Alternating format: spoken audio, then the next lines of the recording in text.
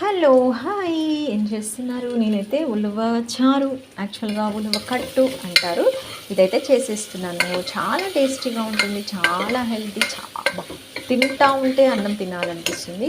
ప్యాకెట్లో కొనుక్కొని ఉలువ చారు చేసుకుంటారంట, బట్ నాకైతే అది అస్సలు నచ్చదు. మరి ఎలా చేయాలి అనేది ఒక్కసారి ప్రాసెస్ షార్ట్లో చెప్పేస్తాను. ఆయిల్ పెట్టేసుకోవాలి, తర్వాత దాంట్లో ఆనియన్స్, పచ్చిమిర్చి, నెక్స్ట్ టమాటో, తాలింపు గింజలు, ఎండుమిర్చి వేసేసుకోవాలి. ఎల్లుల్లిపాయ వేసుకుంటే దంచుకొని చాలా టేస్టీగా ఉంటుంది. మరి ఉలవ కట్టు తయారు చేసుకునేది ఏంటి అని అంటే, ఇలా ఉలవలు బాయిల్ చేసేసుకోవాలి.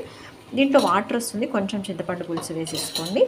ఇలా ఉలవలను కూడా గ్రైండ్ చేసుకొని వేసేసుకుంటే మనకు చిక్కటి ఉలవచారు అనేది రెడీ అయిపోతుంది. ఓకేనా?